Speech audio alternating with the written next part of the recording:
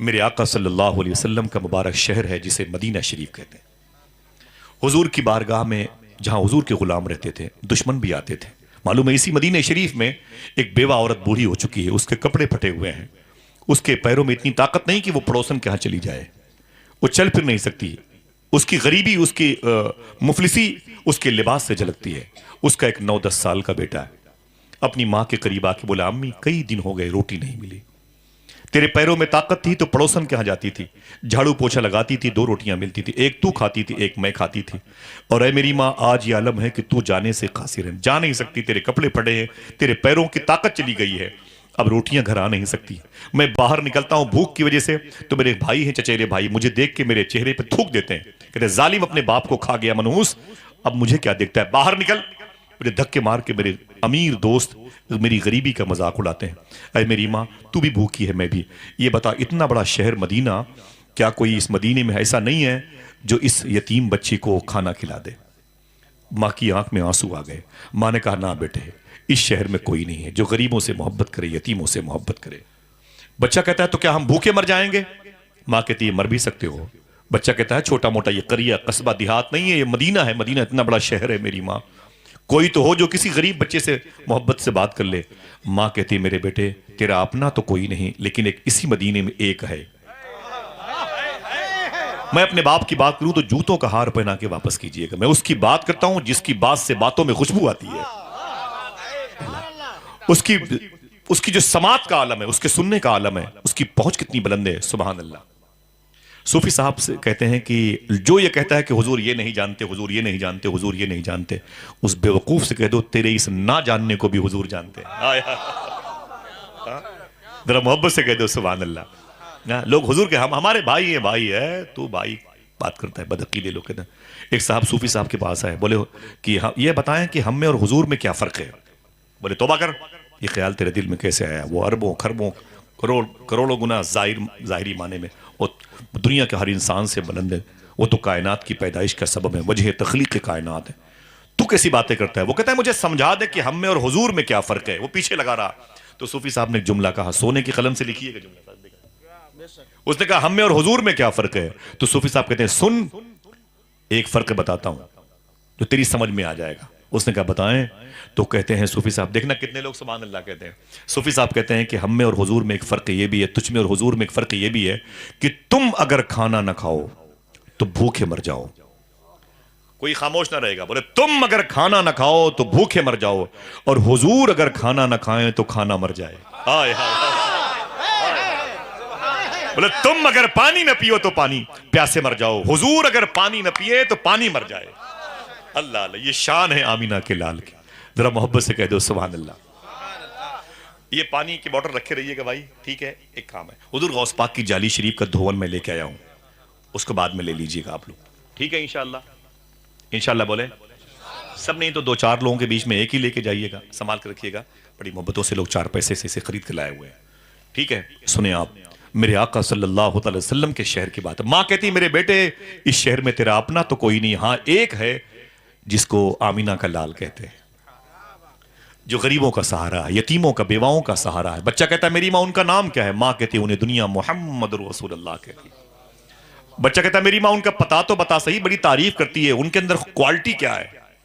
माँ कहती, जिसे कोई सीने से न लगाए उस यतीम बच्चे को मोहम्मद सीने से लगाते। वो नबियों में रहमत लकब पाने वाला, मुरादें गरीबों की बर लाने वाला, उतर कर हिरा से सुई कौम आया और एक नुस्खे कीमिया साथ लाया। इसी नुस्खे कीमिया को इस्लाम कहते हैं। बच्चा कहता है, मेरी माँ, अगर वाकई वो यतीमों से, बेवाओं से, मिस्किनों से गुरबा नवाजी का हुनर है उनके पास, मोहब्बत करते हैं, तो सिंपल के तौर पर कोई बात तो बता। माँ कहती, सुन मेरे बेटे, एक मरतबे उनकी बारगाह में एक पागल औरत आई थी, पागल थी। बोले, फिर? बोले, वो दरवाजे पे खड़ी हो गई उनकी मस्जिद के सामने, आवाज दी, ताल मोहम्मद, अरे मोहम्मद इधर आओ। हुजूर से ऐसे उसने कहा, मेरे आका खड़े हो गए, अपने गुलामों को छोड़ के हुजूर उसके पास तशरीफ ले गए। वो पागल थी, धूप में खड़े हैं, वो कुछ कह रही, हुजूर सुन रहे हैं, देर तक कहती रही, हुजूर देर तक सुनते रहे। सहाबा परेशान थे, हुजूर के गुलाम परेशान थे कि जिसने बुलाया था हुजूर को, औरत पागल थी। बहुत देर के बाद उसने कहा, ऐ मुसलमानों के नबी, जाओ अपने गुलामों के पास। हुजूर वापस तशरीफ लाए। जब हुजूर वापस तशरीफ लाए अपने गुलामों के पास, उमर फारूक आजम खड़े हो गए, हाथ जोड़ के बोले, आका माफी चाहता हूं, अभी जिस औरत ने आपको इतनी देर तक धूप में खड़ा कर रखा है, आपको तो पता होना चाहिए ना, वो पागल है। पूरे मदीने में उससे कोई बात नहीं करता, वो पागल है। हुजूर की आंखों में आंसू आ गए। मेरे आका फरमाते, उमर क्या बोले? बोले हुजूर वो पागल है, पागल, कोई उससे बात नहीं करता पूरे मदीने में। मेरे आका फरमाते, सुन उमर, जिससे कोई बात नहीं करता मोहम्मद उसी से बात करने के लिए आया हुआ है। अल्लाह अल्लाह। सबसे बेहतर दीन, हाथों को उठा के बोलो, सबसे बेहतर दीन। समझो, इसे अपनी जिंदगी में बसाओ, वरना दुश्वारियां पैदा हो रही है। हुकूमत आपको खत्म करने के मूड में है, और आप हुकूमतों को दुआ करो कि कलमा पढ़ने वालों की टीम का हिस्सा बन जाएं। पूरे हिंदुस्तान में मोहब्बत का माहौल पैदा हो जाए, हर शख्स एक दूसरे को देख के मोहब्बत करे। नफरतों में जी नहीं सकते, मुल्क बटेगा नहीं। इसी मुल्क में हम भी रहेंगे, हमारे दोस्त रहेंगे, गैर मुस्लिम वतनी भाई रहेंगे। लोग नफरतों नफरतों नफरतों का दर्श देकर के दूरियां पैदा कर रहे हैं। महबूब इलाही से किसी ने कहा था कि हमें टेंशन बहुत रहता है, कोई नुस्खा बता दें। हमें टेंशन बहुत रहता है, कोई नुस्खा बता दें। देखना कितने लोग समझते हैं। तो सरकार महबूब इलाही फरमाते हैं, अच्छा टेंशन है? बोले हाँ। बोले मेरा नुस्खा यह है कि मोहब्बत किया करो। क्या कहा? क्या कहा? मोहब्बत किया करो। उसने कहा अगर ये नुस्खा भी काम ना करे तब? तो फरमाते हैं सरकार महबूब इलाही, यार नुस्खा तो यही है, ऐसा करो थोड़ी मिकदार और बढ़ा देना, थोड़ी और मोहब्बत किया करो। नफरतों में घर नहीं चलते हैं, नफरतों में शहर नहीं चलते, नफरतों में मुल्क नहीं चलता। मोहब्बत ही से दुनिया आबाद है। हमने गरीब नवाज से मोहब्बत सीखी है। मोहब्बत से बोले सुभान अल्लाह। और आपको इस्लाम जो बयान हो रहा है ना, मैं तो इस लायक नहीं, जो गरीब नवाज का इस्लाम है उसे अपने घर लेके जाना है। इंशाअल्लाह आप बीमार नहीं होंगे। जो नफरत करेगा वो बीमार होगा, और अगर आपसे वो उलझता है तो आप उससे मत उलझिए, क्योंकि बीमारों से उलझा नहीं जाता। ठीक इस्लाम किसे कहते हैं? बच्चा कहता है मेरी माँ, उनका पता बता सही, मैं उनसे मिल के आता हूं। जो मोहब्बत करता है यतीमों से, गरीबों से, मैं उससे मिल के आता हूं। ठीक है, मेरे आका सल्लल्लाहु अलैहि वसल्लम का पता लिया। बच्चा हुजूर की बारगाह में क्या करने आया है? रोटियां मांगने। ठीक बेटा, देखो क्या करने आया है बच्चा, क्या करने आया है? हुजूर की बारगाह में रोटियां मांगने। मांगते हैं करम उनका सदा मांग रहे, दिन रात मदीने की दुआ मांग रहे, कम मांग रहे हैं न सिवा मांग रहे हैं, जैसा है गनी वैसी अता मांग रहे हैं। यूं खो गए सरकार के अल्ताफो करम में, ये भी तो नहीं होश की क्या मांग रहे हैं। वो बच्चा हुजूर की बारगाह में आया। मेरे आका सल्लल्लाहु अलैहि वसल्लम तशरीफ फरमाते। इन बच्चों की उम्र की बात हो रही है, बच्चा भी 9-10 साल का था। सुभान अल्लाह। हुजूर तशरीफ फरमाते, बच्चा हुजूर के पास आया और आके बोला आप मुसलमानों के नबी हैं? हुजूर फरमाते हाँ। उस बच्चे ने कहा एक जरूरी काम से आया हूं, लेकिन उस काम से पहले एक शर्त है। फरमाते हुजूर क्या? मैंने सुना है कि आप उसी को नवाजते हैं जो आपका कलमा पढ़ता है, उसी की ख्वाहिश पूरी करते हैं जो आपकी गुलामी करता है। मेरे आका फरमाते नहीं, कलमा पढ़ना ये अल्लाह की तरफ से एक नेमत है, अल्लाह जिसे चाहे नवाज दे। अब बोल बेटे तू क्या करने आया है? उस बच्चे ने कहा मुसलमानों के नबी, मुझे भूख लगी। ना हमें पता ना आपको पता भूख किसे कैसे, और रमजान के दिनों में थोड़ी देर के लिए एहसास होता है। मालूम है आपको, काबे शरीफ से मीना की दूरी 5 और 6 किलोमीटर है। इसके दरमियान में 60 नबियों की गायबाना तौर पर मज़ारात हैं। ये वो 60 नबी हैं जिनकी मौतें भूख की वजह से हुई। समझ रहे हैं? आज जो कीमती सामान जब चाहते हैं जहां चाहते हैं बाजारों से मंगा के फ्रीज में रख के उसे हफ्तों महीनों खाते हैं ना, कभी पूछो उस दस्तरखान से कि तूने अपने मालिक को क्या खिलाया है। 60 नबियों की मौतें भूख की वजह से हुई। समझ रहे हैं आप? आज हमारी शादी में पूरा पूरा डेग गंदगी के ढेर पे पड़ा होता है, चावल के बड़े बड़े ढेले हमारे जूतों के नीचे होते हैं, रोटियों का एक टुकड़ा अगर कोई खा लेता है तो बोलते हैं बीमारी पैदा होगी, इन्फेक्शन, उसे उठा के लोग नीचे टेबल के फेंक देते हैं। समझ रहे हैं? ये क्या है? जुर्म है। हुजूर सल्लल्लाहु अलैहि वसल्लम का एक एलची, एक एम्बेसडर इटली गया था, जिसे रोम कहते हैं। जब वहां पर गया ना तो इटली के बादशाह ने कहा कि इन्हें खाना खिलाओ। दस्तरखान लग गया, हुजूर के गुलाम ने खाना खाया। दस्तरखान लपेटा जा रहा था तो एक रोटी का टुकड़ा जमीन पर पड़ा हुआ था। हुजूर का गुलाम उठा, उठ करके करीब गया, रोटी का टुकड़ा उठाया, उसे चूम कर खा लिया। मीडिएटर ने पकड़ लिया, बोले पागल हो गया तू? बोले क्या हुआ? बोले इटली के लोग जमीन पर पड़ी हुई रोटी को उठा के खाना बुरा मानते हैं। तू कैसा इंसान है, रोटी उठा के खा लिया तुमने, कैसा पागल आदमी है तू, बद्दू कहीं का। तो हुजूर के गुलाम ने कहा चुप, मैं इन कुत्तों को देखूं कि आमिना के लाल की सुन्नत देखूं। हाय हाय, मैं इनको देखूं, मैं इनका लिहाज करूं कि आमिना के लाल का। हुजूर ने इरशाद फरमाया, दिल कहे तो याद कर लो, वरना ना घोड़ा और दूर न मैदान दूर, वो दिन आने वाला। हुजूर ने इरशाद फरमाया 50,000 साल के बराबर का एक दिन मैदान महशर का होगा। कितने? बस 5 ही लोग बोलोगे। खूब सोच के बोलना मैं क्या कह रहा हूं। मैंने बूंदी बढ़ाई नहीं है, नुक्ते बढ़ाए नहीं है। 50,000 साल के बराबर का एक दिन होगा। कितने? फिर से बोलो, होशो हवास के साथ बोलना, याद करना। 50,000 साल के बराबर का एक दिन होगा। कोई ढाबा नहीं खुला होगा, कोई रेस्टोरेंट नहीं होगा। हुजूर इरशाद फरमाते हैं, उन 50,000 साल के बराबर के एक दिन उसको भूख नहीं लगेगी जो दस्तरखान के दाने उठा के खा लेता है। हाँ तो उठाओ, इंशाअल्लाह बोलो। ऐसा कर सकते हो? कोई दिक्कत तो नहीं? मैं कसम थोड़ी खिला रहा हूं भाई। ऐसा कर सकते हो? दुआ करो हम और आप कल से लग जाएं इस काम में, इंशाअल्लाह बोलो। मैं अपने मुअज़्ज़ज़ मोहसिनीन से भी गुजारिश करता हूं, आपकी बड़ी जिम्मेदारियां हैं, अल्लाह आपको खुद कफील बना दे। बारगाह गौसे आज़म में सबको हाज़िरी का शरफ अता फरमाए। बच्चा हुजूर की बारगाह में आया, क्या कहा उस बच्चे ने? हुजूर मुझे भूख लगी है, मैं यतीम हूं, मुझे भूख लगी है। मेरे आका अंदर गए, उस बच्चे के लिए खाना लेके आए, उसे बिठाया। अगर दिल कहे तो बोलना, हुजूर ने अपने हाथों से उसे खाना खिलाया। अपने हाथों से मेरे आका ने उसे खाना खिलाया। जब वो खाना खा चुका तो मेरे आका फरमाते हैं, तेरा बाप नहीं आया? उसने कहा वो मर गए। कहा तेरी माँ? कहा वो गरीब है, भूखी है, कपड़े फटे हुए हैं, घर से बाहर नहीं जा सकती है, बहुत भूख ही मेरी माँ बहुत भूखी है। इतना सुना तो हुजूर अंदर गए, उसकी माँ के लिए कपड़े, उसकी माँ के लिए रोटियां लेके आई। वो बच्चा कहता है, हुजूर ने मेरे हाथों में रोटियां दी। जब रोटियां मेरे हाथों में आई, कहा इसे अपनी माँ को दे देना। वो बच्चा कहता, कभी रोटियां देखता, कभी हुजूर के चेहरे को देखता। ऐसा प्यार, ऐसा मुखलिस, ऐसा मुशफिक पहले नहीं देखा गया। वो कहता है कि हुजूर ने मुझसे कहा ये रोटियां रख ले, ये पैसे रख ले, ये कपड़े माँ को दे देना। वो बच्चा कहता है कि हुजूर ने मेरा हाथ पकड़ा और हाथ पकड़ के मुझे 2-4 कदम आगे लेके आए और फिर पलटे का, है बेटे सुन, मेरे इस घर को पहचान ले, मेरे इस दरवाजे को पहचान ले, सुन, ये रोटियां अपनी माँ को दे देना। और कहना इसके बाद जब तुझे भूख लगे तू भी सुन ले, तेरी माँ भी सुन ले।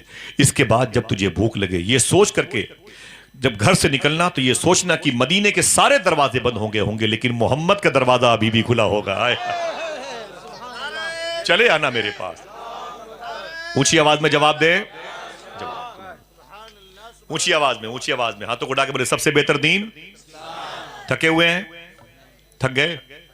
बोले सबसे बेहतर दीन दीन इस्लाम। कौन सा इस्लाम? जो हुजूर लेके आए थे। हमारे पास है। हम तो क्या करते हैं ना, वो जूते पहन करके, अगर कोई इमाम फटा हुआ लिबास पहन के बैठता है ना, फटी हुई चप्पलें पहनता है, तो उसके सामने बैठते हैं, यूं दिखाते हैं जूते पहने। माज़ल्लाह रब्बिल आलमीन। हुजूर ने मना फरमाया है। ये तकब्बुर, ये उसूल के खिलाफ है। अगर किसी पर हंसोगे तो तुम्हारी तीसरी चौथी नस्लों पर लोग हंसेंगे। खबरदार, इनकी गरीबी का या इन बूढ़ों की ज़ईफी का या इन बच्चों की कमसिनी का कभी मजाक न उड़ाना, ठीक है? इंशाअल्लाह। हुजूर सल्लल्लाहु तआला अलैहि वसल्लम ने उस बच्चे से क्या कहा? ऐ मेरे बेटे सुन, जब कभी भूख लगी ये सोच के चले आना, मदीने के सारे दरवाजे बंद हो गए होंगे, मोहम्मद का दरवाजा अभी भी खुला होगा। प्रोफेसर हामी गोरखपुरी ने क्या कहा था? ये रहमत का है दरवाजा, यहां ताला नहीं लगता, खुला रहता है 5 वक्त मैं खाना मोहम्मद का। बच्चा हुजूर की रोटियां, पैसे, कपड़े जोड़े लेकर के अपनी माँ के पास गया। माँ के कदम के करीब बैठा, रोया बहुत। माँ ने कहा बेटे कहां से आ रहा है? बोला वहां से आ रहा हूं जहां जाके कोई वापस नहीं आता। रो के बोला अम्मी? कहा क्या हुआ? कहा 8-10 साल का हो गया हूं, इतना सुकून 8-10 साल में मुझे तेरी आंचल में ना मिला, उससे ज्यादा सुकून थोड़ी देर में मुझे आमिना के लाल के साए मिला है। अरे मेरे मौला, अरे मेरी माँ, पहली मरतबा मैंने किसी इंसान को यतीमों से मोहब्बत करते हुए देखा। कहा क्या हुआ? कहा मुझे जानते नहीं थे, अपने हाथों से खाना खिलाया, तेरे बारे में कन्फर्म नहीं था उन्हें, लेकिन फिर भी उन्होंने तेरे लिए कपड़े जोड़े, पैसे खाने दिए, और ये भी कहा बेटा जब भूख लगे चले आना मेरे पास। अरे मेरी माँ, मैं बताना चाहता हूँ, मैं वापस जा रहा हूँ उसी मोहम्मद के पास। बोले क्या करने? बोले कि इजाजत दे या ना दे, मैं उसी मोहम्मद की गुलामी अख्तियार करना चाहता हूँ, कलमा पढ़ के इस्लाम कबूल करना चाहता हूँ। मैं चाहता हूँ मेरे दरवाजे पर स्टीकर चस्पा हो जाए, इन्न दीन इंदल्लाहिल इस्लाम, बेशक अल्लाह के नजदीक सबसे बेहतर दीन। हाथों उठा के बोलो, जोर से बोलो, सबसे बेहतर दीन इस्लाम है। हुजूर के एक मुबारक किरदार ने, हुजूर ने तलवारें चलाई हैं, तब इस्लाम फैलाई, तब उसने इस्लाम कबूल किया, पिस्टल अगर होती तो क्या हुजूर ने पिस्टल से मारा? नहीं, ऐसा नहीं किया। हुजूर ने अपने इखलाक से उसके कुफ्र के गुरूर को तोड़ा और उसकी यतीम नवाजी का मजाक नहीं उड़ाया, उसे अपने सीने से लगाया, यह साबित करते हुए वो नबियों में रहमत लक़ब पाने वाला है, मुरादें गरीबों की भर लाने वाला। यतीम जब हुजूर की बारगाह में आते थे, जिनके बाप मर जाया करते थे, वो खुश होते थे, कहते थे अच्छा हुआ मेरा बाप मर गया, मुझे बाप से बेहतर साया मिल गया है। कहते थे दिल जिससे जिंदा है वो तमन्ना तुम ही तो हो, हम जिसमें बस रहे हैं वो दुनिया तुम ही तो हो, जो दस्तगीर है वो तुम्हारा ही हाथ है, जो डूबने न दे वो वसीला तुम ही तो हो। यतीम को यतीमों को यतीमी का एहसास हुजूर की बारगाह में न रहा। हमारे मोहल्ले में अगर कोई गरीब होता है, बच्चा रोता रहता है, हम क्या करते हैं ना, बाजार जाएंगे, 5 रुपए की टॉफी लेके आएंगे और अपने बच्चों को देंगे और फिर पूछेंगे अपनी बीवी से, ओ अपना बेटा किधर गया, वो 3 साल का फला, वो बाहर होगा। तो बाप बाहर निकलता है, वही बेटा 4-5 गरीब बच्चों के साथ खेलता रहता है। बाप और यानी हम गए और उसके हाथों में 3 टॉफियां दे दी, इसे खा लो। वो 4-5 गरीब बच्चे बैठे हुए, सामईन हज़रात, ये प्रोग्राम आप टॉफियां सुन्नी जंक्शन की जानिब से समाअत कर रहे हैं।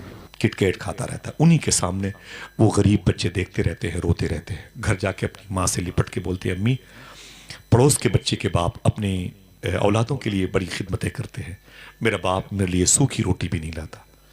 तो माँ रो के बोलती है, बेटा सब्र कर, तेरे पास ऐसा बाप नहीं है, तेरे पास इतनी दौलत नहीं है। बच्चा रात की तन्हाई में सोचता है कि आखिर कसूर क्या है मेरा, मैं क्यों गरीब घर में पैदा हुआ। उसका दिल टूट जाता है। आपको मालूम है लंदन में एक लड़की ने इस्लाम कबूल किया, उससे पूछा गया तूने इस्लाम क्यों कबूल किया, क्या खूबी इस्लाम के अंदर, दुनिया में तो फैला हुआ दीन है ईसाइयत का, तू इस्लाम की तरफ क्यों गई। वो रोने लगी। उसने कहा मुसलमानों के नबी की हिस्ट्री पढ़ रही थी, एक चैप्टर ने मेरे कुफ्र को बाहर किया, इस्लाम अंदर किया।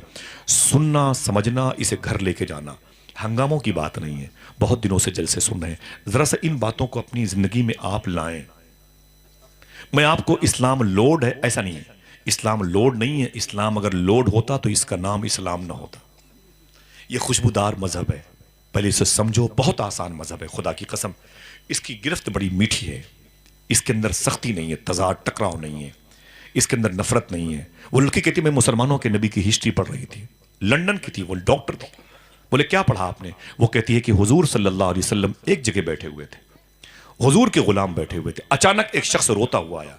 उसने कहा आका आका, मैंने आका क्या हुआ, मेरा बेटा गायब हो गया, 3 दिन से मेरा बेटा गायब है। हुजूर मेरा बेटा नहीं है, मेरी बीवी बच्चे सब रो रहे हैं, घर में अर्तन बर्तन सब परेशान है, घर की दीवारें तक रो रही हैं। आका करम फरमाए, मेरा बेटा नहीं मिलता है। हुजूर फरमाते हैं बैठ जाओ। क्या फरमाया, अपनी महफिल में फरमाया बैठ जाओ। जब वो बैठ गया तो थोड़ी देर के बाद एक और गुलाम हुजूर के आ गए, जिन्हें सहाबी रसूल कहा जाता है। आए तो हुजूर की बारगाह में उस वक्त जो कल्चर तहजीब थी, हुजूर की बारगाह में वो सलाम करके बैठे। मैंने हदीस शरीफ पढ़ी कि सहाबा एक दूसरे से मिलते थे तो दोनों हाथों से मुसाफा भी करते थे, जब अलग होते थे तो गले भी मिला करते थे। सुभान अल्लाह। कभी कभी सलाम के बाद एक दूसरे से मिल करके मुबारकबादियां पेश किया करो, समझ रहे हैं। तो वो कहते, लड़की कहती है कि मैंने मुसलमानों के नबी की हिस्ट्री पढ़ी, वो रो रहे थे। एक साहब और आ गए, बोले आका ये क्यों रो रहे हैं। तो हुजूर फरमाते हैं कि इनका 3 दिन से, पूछी बोले 3 दिन से इनका बेटा गायब है, वो नहीं मिल रहा है इसलिए रो रहे हैं। तो वो कहते हैं आका बस इनसे कह दो खुश हो जाएं। बोले क्यों। बोले मैंने इनके बेटे को अभी अभी ओहद शरीफ के, जबल ओहद के पास पहाड़ है ओहद शरीफ, ओहद शरीफ के शहीदों के यतीम बच्चों के साथ मैंने इनके बेटे को अभी अभी उस ग्राउंड में खेलते हुए देखा है। ओहद शरीफ के शहीदों की ये जो यतीम औलादें हैं, उनके साथ मैंने इनके बेटे को अभी अभी खेलते हुए देखा। इतना सुना तो भागे उसी ग्राउंड की तरफ। जब वो भागे तो हुजूर ने फरमाया इन्हें बुला के लाओ। लंदन की ईसाई लड़की कहती है, जो पहले नौ मुस्लिमात, पहले गैर मुस्लिमा थी और बाद में उसने इस्लाम कबूल किया, वो कहती है मुसलमानों के नबी ने बुलाया, इधर आओ। कहाँ जा रहे हो। बोले हुजूर अल्लाह का शुक्र है, करम हुआ, मेरा बेटा, भाई साहब ने कहा ना, वो मिल गया, उस ग्राउंड में खेल रहा है, मैं अपने बेटे के पास जा रहा हूँ। मेरे आका फरमाते हैं अच्छा ये बता, उस ग्राउंड में जाएगा, किनारे मैदान के किनारे जाएगा तो क्या कह के अपने बेटे को बुलाएगा। इसी को समझने की ज़रूरत है। चंदौली, आगे कैमूर, और फिर ये जो है अमजद शरीफ का बेल्ट, फिर ये मुगल सराय बनारस की ज़मीन है, अल्लाह शादो आबाद फरमाए। सुनना गौर से, हुजूर ने इरशाद फरमाया क्या कह के अपने बेटे को बुलाओगे। तो वो कहता है कि कहूंगा, अय मेरे बेटे, अय मेरे बेटे, अय मेरे बेटे, आजा मेरे सीने से लग जा। मैं रोऊंगा, उसे अपने सीने से लगाऊंगा, उसकी पेशानी चूमूंगा, कहूंगा तेरी माँ रो रही है, तेरी बहनें रो रही हैं, घर के सारे दरो दीवार आंसू बहा रहे हैं, चल मेरे बेटे चल घर चल। तो हुजूर ने फरमाया, खबरदार, उस बच्चे को जब बुलाना ना अपने बेटे को, तो उसे बेटा कह के न बुलाना, उसे बेटा कह के न बुलाना। कहा क्यों? तो हुजूर फरमाते हैं उसका नाम लेके बुलाना, ए फलां इधर आओ, ए फलां इधर आओ। उसको बेटा कह के न बुलाना, यही समझने की बात है। उसने कहा हुजूर बेटा मेरा है, अपने बेटे को बेटा कह के क्यों न बुलाऊं? मेरे आका फरमाते हैं बात यह है कि उस मैदान में बहुत से यतीम बच्चे खेल रहे हैं। अगर तुमने कहा अय मेरे बेटे, अय मेरे बेटे, अय मेरे बेटे, आजा मेरे सीने से लग जा, तो वो बच्चा तेरे सीने से लगेगा तो उन यतीम बच्चों को अपने मरे हुए बाप की याद आ जाएगी। अगर उन बच्चों ने ये मंजर देख करके आंसू बहा दिया तो मैदान महशर में उनके इन आंसुओं का तू जिम्मेदार हो। तो वो लड़की कहती है बस इसी जुमले ने मुझे कलमा पढ़ने पर मजबूर कर दिया। जो इस्लाम यतीम बच्चों का इतना ख्याल रखे, वो इस्लाम इन बूढ़ों का, बुजुर्गों का कितना ख्याल रखे। मैंने कलमा पढ़ लिया, मेरे दिल की पेशानी पर लिख उठा, इन्नद्दीन इंदल्लाहिल इस्लाम, बेशक अल्लाह के नजदीक सबसे बेहतर दीन। हाँ तो उड़ा के बोलो। आज हमारे यहाँ क्या है ना, हमारे यहाँ क्या है, अगर कोई मेहमान आ गया ना, आइन वक्त पे खाना खाते वक्त बोले दरवाजा बंद कर लो, उनसे बोल दो अब्बू घर पर नहीं है। समझ रहे ना? बेटे से बाप कहता है कि कह दो अब्बू घर पर नहीं है। सूफिया कहते हैं कि अगर ये कबूलियत का वक्त रहा तो अब्बू घर पर रहेंगे भी नहीं, है कि नहीं? अपने बच्चों को झूठ बोलने की तालीम मत देना, इंशाअल्लाह बोले, ठीक है? ये कभी ना कहना कि बेटे जाके बोल दो अब्बू घर पर नहीं है, वरना अब्बू घर पर रहेंगे भी नहीं। समझ रहे हैं? ये सोच के दरवाजा खोल दे कि अगर वो मेहमान है तो अपना भी रिस्क लाएगा, मेरे घर में खाएगा तो मेरे बच्चे भी उसकी वजह से खाएंगे इंशाअल्लाह। एक दिन एक रोटी कम मिल गई तो मौत नहीं आ जाएगी। आइए मैं बताता हूं कि हुजूर के गुलामों ने कौन सा अंदाज अपनाया था। बता दूं? थक गए आप लोग? सलाम पढ़ लिया जाए क्या? क्यों, याद नहीं है क्या? कोई लगाए नारा इतनी बड़ी महफिल में? ये तो मेरे खानदान के लोग हैं, आप में से कोई है? हाँ तो उड़ा के जवाब दीजिए, जवाब दीजिए। माशाअल्लाह, जिंदाबाद, रदी अल्लाह, माशाअल्लाह, सुभान अल्लाह। ये मुबारक चेहरे मुस्कुराते हुए, अल्लाह सबको इस्लाम समझने की तौफीक अता फरमाए। गरीब नवाज वाला इस्लाम समझो तो दिक्कत नहीं होगी इंशाअल्लाह। अकेले आए थे, 90 लाख लोगों को कलमा पढ़ाया था। हम 35-40 करोड़ होकर के लोड बन गए भाई, हम पर परेशानियों के बादल छा गए। आइए देखें हुजूर सल्लल्लाहु अलैहि वसल्लम के गुलामों का अंदाज़े मेजबानी क्या था, सुनेंगे इंशाअल्लाह। हाँ भाई, ये बच्चे कोई बात नहीं बेटा, भाई बहुत जिम्मेदारियां आप सबके सर है। 10-20 लोग भी थे, बहुत बहुत आपका एहसान होगा इंशाअल्लाह। मुझे बड़ी खुशी होती है जब इस अंदाज में लोग सुनते हैं माशाअल्लाह। ठीक है, मोहब्बत से बोले सबसे बेहतर दीन, ना ऊंची आवाज में, सबसे बेहतर दीन। हुजूर के गुलामों ने कैसे इस्लाम को लॉन्च किया, उनका तरीका क्या था मालूम है? हुजूर ने फरमाया कि एक मेहमान आया है, इसे खाना कौन खिलाएगा? इसे, आवाज कमजोर हो गई, इसे खाना कौन खिलाएगा? और जो खाना खिलाएगा उसके बदले में जन्नत में जाएगा। खाना खिलाओ और जन्नत ले लो, खाना खिलाओ और जन्नत ले लो। एक सहाबी खड़े हो गए, बोले हुजूर मैं इसे खाना खिलाऊंगा। फरमाया जाओ इसे खाना खिलाओ, बदले में जन्नत ले लो। वो सहाबी उस हुजूर के मेहमान को, गैर मुस्लिम था, उसे लेकर के अपने घर गए, तशरीफ ले गए अपने घर। जब घर गए तो बोले आप बाहर खड़े रहे, मैं अपनी बीवी से बात करता हूं। अंदर गए, बीवी से बोले बाहर मेहमान खड़ा है। बोले क्यों? बोले कि खाना खाने के लिए वो आया है, हुजूर ने भेजा है। तो बीवी ने कहा एक खुराक खाना है। कितना? नहीं बोलोगे? एक खुराक खाना है। वो यूं है कि उसमें आधा आपका आधा मेरा हिस्सा है। मेहमान भी आ गया तो फिर कैसे होगा? तो शौहर ने कहा कि हुजूर ने भेजा है। बीवी खुश हो गई, अगर हुजूर ने भेजा है तो हुजूर ही इंतजाम करेंगे। सुभान अल्लाह। बोले ऐसा करो कि ये खाना मेहमान को जाके दे दो। तो उन्होंने फरमाया कि ठीक है। जाके बोले मेहमान से आप बैठो, मैं खाना ला रहा हूं, आप खा लो। तो मेहमान बोलता है ना ना ना ना ना। बोले क्यों? बोले आपको मेरे साथ बैठ के खाना पड़ेगा। और खाना कितना था? एक खुराक, एक आदमी भर का हिस्सा। बोलते नहीं नहीं नहीं नहीं, आपको मेरे साथ खाना खाना पड़ेगा। तो बोलते नहीं नहीं, आप अकेले खा लो, मेहमानों में बाद में खा लूंगा। और खाना सिर्फ एक आदमी भर का था। मालूम है क्या हुआ? अब दोनों मियां बीवी परेशान हो गए, अब क्या करें? तो मालूम है क्या सूरत निकाली गई? बीवी ने कहा उन्हें अंदर बुला लो, आंगन में बिठा खिलाओ। रात का वक्त था, मैं चिराग जला देती हूँ, चिराग जलता रहेगा, आप वो दोनों बैठ जाएंगे हाथ धुल के आमने सामने। एक प्लेट में, डोंगे में, जो भी मिसाल के तौर पर दाल है, रोटी है, चावल, उसे रखा जाएगा। जैसे आप चम्मच से आप जो भी दाल वगैरह है उनके प्लेट में डालना शुरू कीजिएगा, मैं किसी न किसी बहाने से चिराग बुझा दूंगी। जब चिराग बुझा दूंगी तो सारी जो दाल है उनके प्लेट में डाल दीजिएगा, रोटियां टोटल उठाकर उनके हाथों में दे दीजिएगा। बस तुम बैठ के उनके साथ मुंह डुलाते रहना, खाना मेहमान खाता रहेगा। समझ गए? तुम बैठ के उससे मुंह डुलाते रहना, खाना मेहमान खाता रहेगा। और वही हुआ, जब मेहमान ने अकेले पूरा खाना खाया, वो समझ रहा था सामने वाला घर का जो मालिक है ये भी खा रहा है। बात इस तरीके से वो कर रहे थे।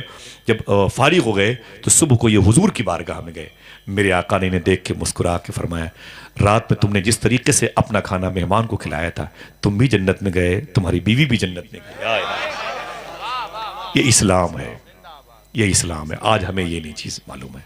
हम तो बैठे ना किसी चाय खाने पर ना, तो चाय पीते ना, तो रिक्शा वाले को, जूतों में पालिश करने वालों को दिखा दिखा के पीते।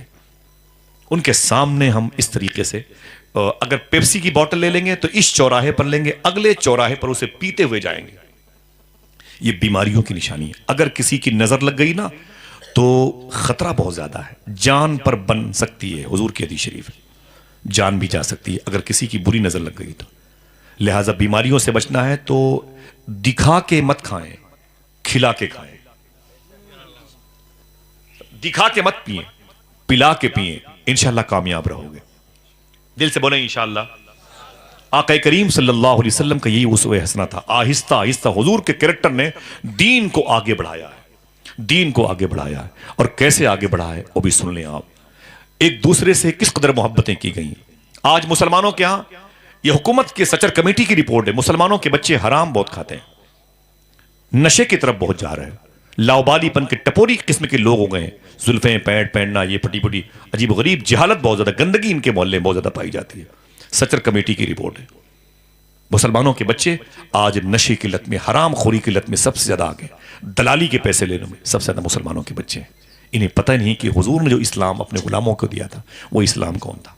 उमर फारूक आजम का नाम सुना है ना? हाँ सुना है, सुभान अल्लाह कहते सुना है। कौन? उमर, जो हुजूर के पहलू में लेटे हुए, हुजूर की कब्र अनवर शरीफ के बगल में लेटे हुए। उनके मिजाज के मुताबिक अल्लाह ने 30 कुरान की आयतें नाजिल फरमाई हैं। उनकी सगी बेटी हफ्सा हुजूर की बीवी है। हुजूर इरशाद फरमाते हैं, अगर मेरे बाद कोई नबी होता तो उमर होते। हुजूर फरमाते, उमर की जबान से फरिश्ते बोला करते हैं।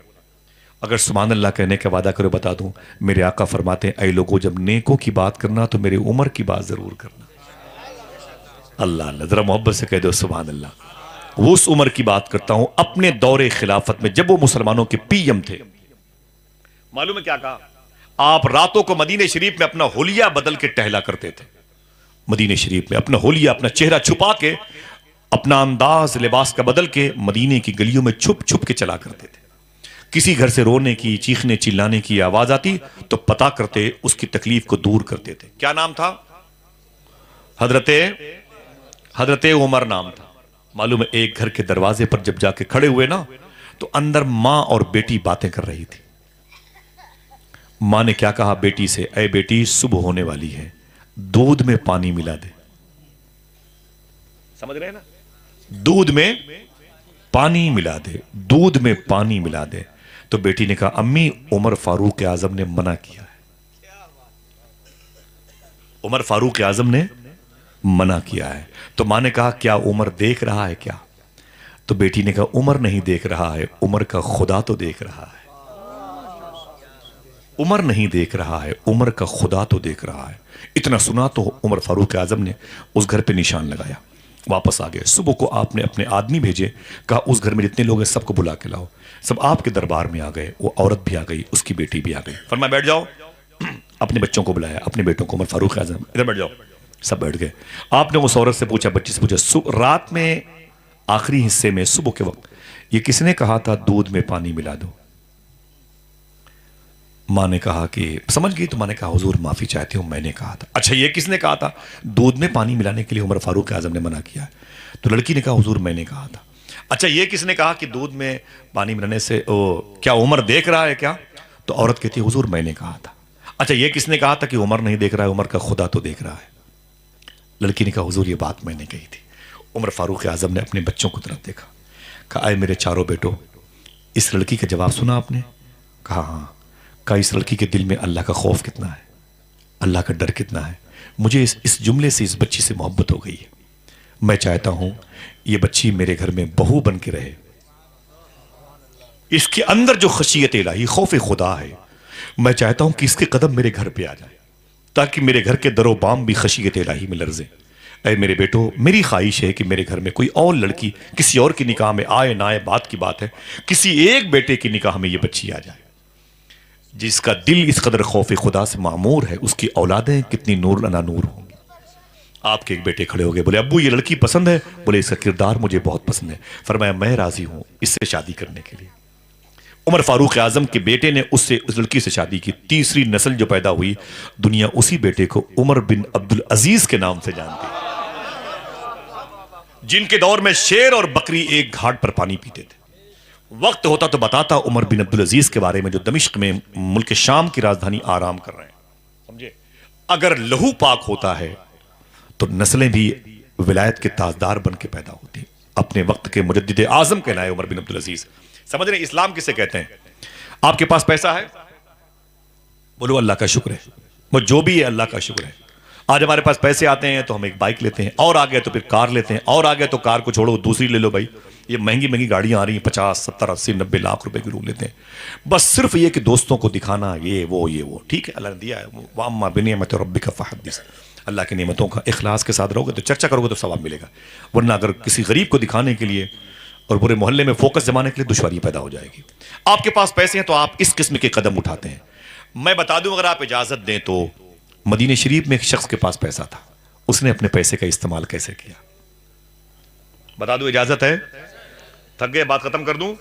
मुझे भी जल्दी जाना है, लेकिन आप जैसे लोग मिल जाए तो मैं रात भर बोलता रहूंगा। मैं वाकई बहुत खुश हूं कसम खुदा के अंदर से। बच्चे भी माशाल्लाह, इनको सुकून मिला, ये भी सो गए। सुकून की निशानी है। सर्दी लग रही है ना, बच्चे बैठे हैं, माओ की गोद के पले हुए बच्चे हैं। अल्लाह इन बच्चों को अपने माँ बाप की मगफरत का सामान बनाए। हुजूर की महफिल में बैठे हुए हैं, लेटे हुए हैं, बड़ी बात है। सर्दी भी पड़ रही है, ठीक है, बातचीत भी नहीं कर रहे, लेकिन इन दो मौलवी साहब को तो कोई रोक भी नहीं पाएगा। जी जी, ये परमिशन लेके आए हैं, ठीक है। जरा मोहब्बत से कह दो सुभान अल्लाह। सामईन हजरात, ये प्रोग्राम आप सुन्नी जंक्शन की जानिब से समाप्त कर रहे हैं। आरिफ पहचानने वाला, ठीक है, तू तो नहीं पहचान पाया लेकिन मैंने तुझे पहचान लिया। तू कलंदर मिजाज का आदमी। कैस सहरा में अकेला है मुझे जाने दो, खूब गुजरेगी जो मिल बैठेंगे दीवाने दो। हजरात, ये मोहब्बतें हैं, बच्चों का बैठना भी बड़ी बात है। माओ ने कहा होगा जा हुजूर की महफिल है, आ गए। सुभान अल्लाह। मालूम है पहले के दौर में जो बच्चे बीमार होते थे, माएँ उन्हें यूं खिलाती थी, तो उनकी सहेलियां कहती थे बच्चा रो रहा है, इसे किसी हकीम को दिखा। तो वो कहते चुप, मुझे मशवरे मत दे। बोले रोता बहुत है 2-3 दिन से। तो औरत रो के बोलती थी अभी 2-3 दिन के बाद मेरे मोहल्ले में हुजूर की मिलाद होने वाली है, मैं अपने इस बच्चे को मिलाद शरीफ में लेके जाऊंगी, रात भर हुजूर की नातें सुनाऊंगी, मेरा बच्चा ठीक हो जाएगा। आय हाय सुभान अल्लाह, क्या नजरिया होता था। और वाकई बच्चों को शिफा मिल जाती है। बच्चों को हुजूर का जिक्र खुराक का काम करता है। अल्हम्दुलिल्लाह, अपने बच्चों को आशिक़ रसूल बनाओ इंशाअल्लाह। मेरी गुफ्तगू कभी इश्क़ रसूल पर होगी इंशाअल्लाह। अभी तो इस्लाम के बारे में थोड़ा सा समझ लें आप। अपनी ज़िंदगी उलझन बहुत ज़्यादा है ना भाई हिंदुस्तान में। उसको जेल में डाल दो, उसको मुफ्ती सलमान नज़री साहब क़िबला को देखें जेल में डाल दिया, क्या बात है। खैर, ये कबूलियत की निशानी है। दुआ करो अल्लाह हमारे हिंदुस्तान के गैर मुस्लिम भाइयों को इस्लाम समझने की तौफीक अता फरमाए। आपसे अगर कोई नफरत करे तो आप उससे नफरत नहीं कर सकते। ठीक, मेरी बात समझ गए। हम गरीब नवाज के मुल्क में रहते हैं। कोसो, चेचेनिया, बर्मा और लंदन, अमेरिका के लोगों ने पता नहीं किनके हाथ पे कलमा पढ़ा है, मुझे नहीं मालूम, लेकिन हमें खुशी है कि हमारे बाप दादा ने गरीब नवाज के हाथ पे कलमा पढ़ा। हम गरीब नवाज का लाया हुआ इस्लाम लाए, हमारे हाथों में है। मालूम है कैसा मिजाज था ख्वाजा साहब का। अजमेर शरीफ में अगर कोई हिंदू भाई की लड़की जवान होती थी तो उस लड़की की शादी की फिक्र उसके बाप से ज्यादा गरीब नवाज को रहा करती थी। यही इस्लाम था ख्वाजा साहब का। और हमारे यहाँ मुसलमानों के बच्चे गैर मुस्लिमों के मोहल्ले से गुजर जाएं तो उनकी माएँ कहती हैं बेटी अंदर चली जा, इज्जतों के लुटेरे आ रहे हैं। ऐसे ही इस्लाम फैलेगा? जलील कुत्तों की मौत मारे जाएंगे हम, अगर हमारा नजरिया न बदला, हमने अपना नजरिया गरीब नवाज के दीन से जोड़ा नहीं तो। मालूम है कैसे अजमेर शरीफ के हिंदुओं ने कहा, करीब में किसानों ने, आका सरकार हम हिंदू मजहब के हैं तो क्या मतलब हम पर मुसीबत आएगी? फरमाया क्या हुआ? कहा वो आपके मुरीद है बख्तियार काकी? फरमाया हाँ। कहा उनका मुरीद अल्तमश बादशाह दिल्ली में? फरमाया हाँ। बोले उसने लगान की कीमत बढ़ा दी है, लगान की कीमत बढ़ा दी है। हमारे पास इतने पैसे नहीं है, आप एक कागज पे लिख के दे दें और मैं जाके दिल्ली पूरी टीम के लेके जाऊं दिल्ली और बादशाह से बोलूं ख्वाजा साहब ने पर्चा भेजा है, लगान की कीमत माफ कर दे। ख्वाजा साहब बोलते हैं कि आप लोग उठे मेरे घर से, बोले अपने अपने घर वापस चले जाओ, मैं 2 दिन के बाद आपसे मिलूंगा, जाओ वापस जाओ, परेशान ना हो। सारे हिंदू भाई वापस आ गए। ख्वाजा साहब ने अपने गुलाम को लिया, अजमेर शरीफ से सीधे दिल्ली आ गए। ये राजधानी नहीं चलती थी, ये जो सियालदा अजमेर है ट्रेन नहीं चलती थी, कोई कार नहीं थी, बसें नहीं थी, दिन की स्पीड 80-90 के आसपास थी। समझ रहे हैं आप कितनी मुश्किलों में ख्वाजा साहब आए होंगे, इतनी लंबी मसाफत तय की। अजमेर शरीफ से वाया जयपुर होते हुए दिल्ली आ गए, ख्वाजा बख्तियार काकी की खानकाह में गए, आवाज़ दी तो निकल के आ गए, कदम बोसी। सरकार ख्वाजा कुतुबुद्दीन बख्तियार काकी ने फरमाई, और फरमाया सरकार कैसे आना हुआ? फरमाया चलो मेरे साथ, बादशाह के यहाँ जाना, अल्तमश के यहाँ। बोले चलो। गए तो दरबान से कहा बोल ख्वाजा साहब आए हुए हैं। उसने दस्तक दी, वो बादशाह दौड़ता हुआ आया, ख्वाजा साहब के कदम पे गिर पड़ा, अपनी पगड़ी गरीब नवाज के कदम पे रखी, सरकार माफी चाहता हूँ, आप अजमेर शरीफ से जहमत बुला बता दिया होता, मैं सर के बल अजमेर आ गया होता, आपने क्यों जहमत दी? फरमाया खड़े खड़े ख्वाजा साहब ने, सुन अजमेर शरीफ के किसान मेरे पास आए थे, कह रहे थे तूने लगान की कीमत ज्यादा बढ़ा दी है। उसने कहा हुजूर मजबूरी। बोले सुन मजबूरी नहीं है, मैं आया हूं, एक कागज पे खड़े खड़े लिख और उस पर मोहर लगा, साइन कर कि मैंने कीमत माफ कर दी है, लगान की कीमत मैंने माफ कर दी है, साइन कर इस पे। तो कांपता रहा, उसने दस्तखत किया। ख्वाजा साहब उसका कागज को लेकर अजमेर शरीफ आए सीधे और बुलाया अजमेर के अतराफ के हिंदू भाइयों को। फरमाया परेशान मत हो, ये कागज देखो, लगान की कीमत मैंने माफ करवा दी। तो अजमेर शरीफ के हिंदुओं ने कहा था हुजूर ये कागज आपको कैसे मिला? तो मालूम है क्या कहा? मैं खुद दिल्ली गया था। क्या कहा? मैं खुद दिल्ली गया था। तो हिंदू भाइयों ने कहा हुजूर ये तो अच्छा नहीं किया आपने, हमें बता दिया होता, हम दिल्ली चले गए होते। देखना एक जुमला गरीब नवाज कितने लोग समझते हैं और सुभान अल्लाह कहते हैं। हिंदू भाइयों ने कहा हमें बता दिया होता, हम दिल्ली चले गए होते। तो ख्वाजा साहब बोले तुम्हें क्यों बताता? गरीब नवाज मैं हूं कि तुम हो? गरीब नवाजी मेरा मिजाज है कि तुम्हारा मिजाज है? यतीम नवाजी मेरे हिस्से में आई, तुम कैसे चले आते? ये तकलीफ झेलना मेरे हिस्से में है, तुम्हें राहत देने के लिए मुझे मदीने वाले आका ने भेजा है। इतना सुना तो अजमेर की हिंदुओं ने कहा लगान की कीमत माफ हो या न माफ हो, अब तो माफ हो चुकी है, देर न कीजिए, कलमा पढ़ा के मुझे मुसलमान बना लीजिए। यही पंजाब के हिंदू भाइयों ने सफर किया था अजमेर शरीफ, हर जुमरात को आते थे पंजाब के इलाके के। तो बीच में आना बंद कर दिया। तो ख्वाजा साहब आए तो पूछा भाई आप लोग बीच में नहीं आए? तो हिंदू भाइयों ने कहा कि हुजूर आना चाहते थे, लेकिन आपके यहाँ जुमरात को गोश्त बनता है, बिरयानी में, सालन वगैरह में, और हम लोग मांसाहारी गोश्त खाते नहीं है, इसलिए हम जुमरात को नहीं आते, अब कम कर दिया आना। गरीब नवाज ने क्या किया? फरमाया एक बावर्ची खाने के मालिक को बोला किधर आ? जी सैयदी। फरमाया अब जुमरात को जो भी खाना बनाना उसमें गोश्त मत डालना। कहा क्यों? कहा मेरे इन पंजाब से आने वाले हिंदू भाइयों को तकलीफ होती है। 3-4 जुमरात नहीं गुजरा कि वो पंजाब से आने वाले सारे हिंदू भाइयों ने ये कह के इस्लाम कबूल कर लिया। ख्वाजा साहब जब गैरों से इतनी मोहब्बत करते हैं तो अपनों से कितनी। इन्न दीन इंदल्लाह इस्लाम। और हम क्या करते हैं? अगर कोई कह दे कि हम गोश्त नहीं खाते हैं तो हम उसी को दिखा के खाएंगे, इसीलिए हम खाने के बाद दवाएं खाते हैं। समझ रहे हैं आप? ये दवाएं जो हम खाते हैं ना, खाने से पहले, बीच में, फिर खाने के बाद, फिर आधे घंटे बाद, उसकी वजह यही है, हम दिखा दिखा के खाते हैं। अगर खिला के खाते तो ये बात न बनती। समझ रहे हैं आप? सबसे बेहतर दीन, एक बात कहो तो बता दूं, और नहीं तो फिर तकरीर खत्म कर दो, दस्तार हो जाए, चलो कमरे में बता दूंगा। माशाअल्लाह, जरा हाथों को उड़ा के बोलो सबसे बेहतर दीन। उधर लब्बैक या रसूल अल्लाह, लब्बैक या रसूल अल्लाह। ये बेचारा अकेला पड़ गया, ये आरिफ नहीं पहचान पा रहा है। सुभान अल्लाह। अल्लाह बच्चों पे इनके पास, इनसे मोहब्बत करनी चाहिए। सूफिया कौल है, इनके पास गुनाह नहीं है, इनको नेकियों के चांस बहुत मिले, हमारे पास गुनाह ज़्यादा है। वक्त बर्बाद किया। अल्लाह हम सबको सच्ची तौबा की तौफीक अता फरमाए। अगर पैसे आ गए तो पैसों का सही इस्तेमाल मदीने शरीफ में एक शख्स ने किया था, हम भी अगर पैसों का सही इस्तेमाल करें तो काम हो सकता है कि नहीं? इस्लाम दूसरों के घर तक पहुंच सकता है कि नहीं? आप बोलो भाई, आप सोचे रासिब भाई ये इस्लाम कहाँ हम फैला पाएंगे, बड़ा मुश्किल काम है। हम कैमूर ज़िले में रहते हैं और हम चंदौली में रहते हैं, मुगलसराय में, बनारस में, जौनपुर में, कहाँ इस्लाम हम फैला पाएंगे? ना ना मेरे भाई, ठहरिए, मोहब्बत की बात करता हूं मैं, नफरत की बात नहीं करता। एक मुसलमान, कितना बोलो, एक मुसलमान इंडोनेशिया में एक भी मुसलमान नहीं था भाई, एक भी मुसलमान भाई इंडोनेशिया में एक भी मुसलमान नहीं था।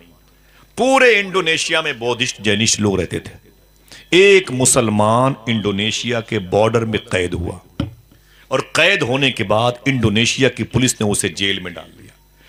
वो जेल में था। 4 साल के बाद जब वो मुसलमान जेल से बाहर बाइज्जत निकला, तब तक वो कैद खाने में 4000 गैरों को इस्लाम की तौफीक दिलवा चुका था।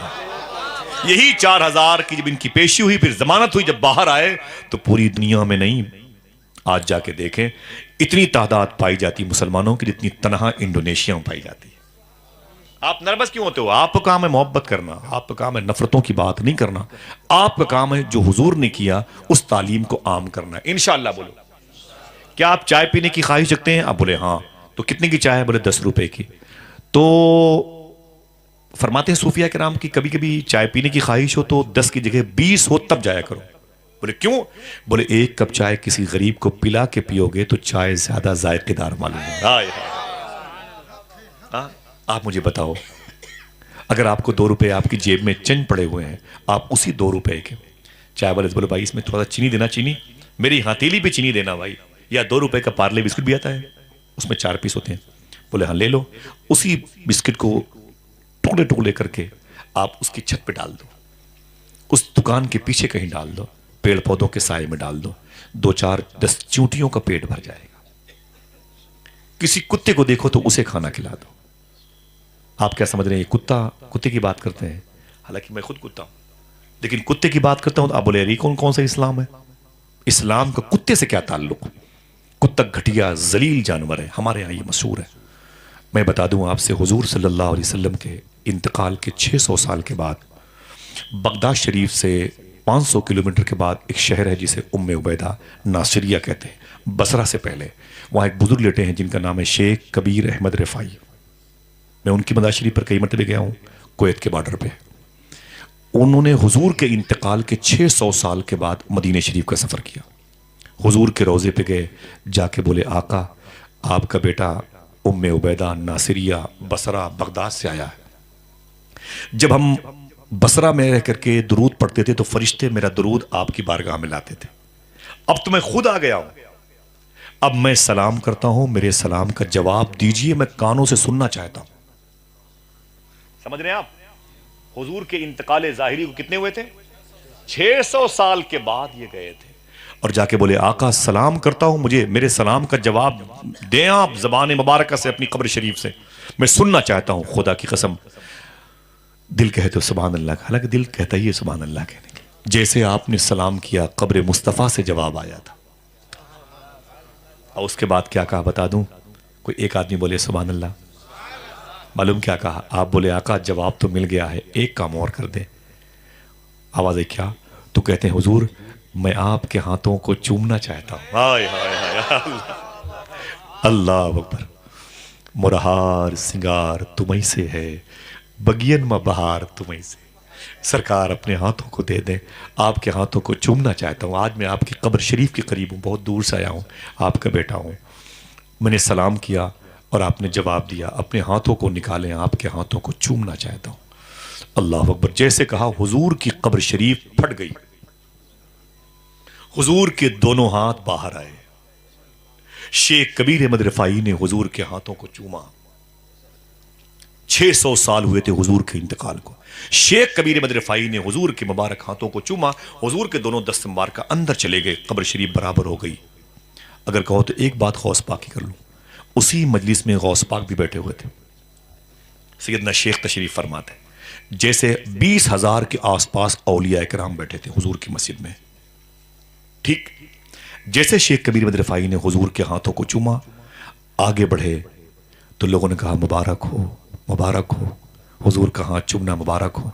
देखना कितने लोग सुभान अल्लाह कहते हैं, हम मुबारक हो, हुजूर का हाथ चूमना मुबारक हो। तो शेख कबीर अहमद रिफाई कहते हैं चुप चुप। शेख अब्दुल कादिर बैठे हुए, हाय हाय चुप। शेख अब्दुल कादिर बैठे हुए, बोले मैं कुछ नहीं, सब इनकी वजह से, सब कुछ यही है। समझे आप? अब ये इतनी बातें मैंने क्यों बताई आपको? इनसे पूछा बसरा में आके लोगों ने, ऐ शेख कबीर अहमद रिफाई, 600 साल हो गए हुजूर के इंतकाल ज़ाहिरी को। आला हज़रत सरकार ने लिखा है कि हुजूर गौस आज़म सरकार के लिए भी हुजूर ने अपने आप को कब्र शरीफ से बाहर किया था। अल्लामा अब्दुर रहमान जामी के लिए आपने इरशाद फरमाया था, बगदाद शरीफ में मकबरे गजाली में इब्न ईदान नाम के एक बुजुर्ग हैं, उनके लिए हुजूर ने फरमाया था। लेकिन सुने आप, 600 साल के बाद हुजूर ने शेख कबीर अहमद रिफाई के लिए अपने हाथों को बाहर निकाला।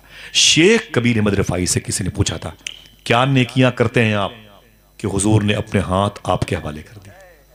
हुजूर ने अपना हाथ चूमने के लिए, बोसा देने के लिए आपको दे दिया। हाथों को उठाए आप, उठाए उठाए नहीं, बोले मोहब्बत से सुभान अल्लाह, उठाए रखिएगा इंशाअल्लाह।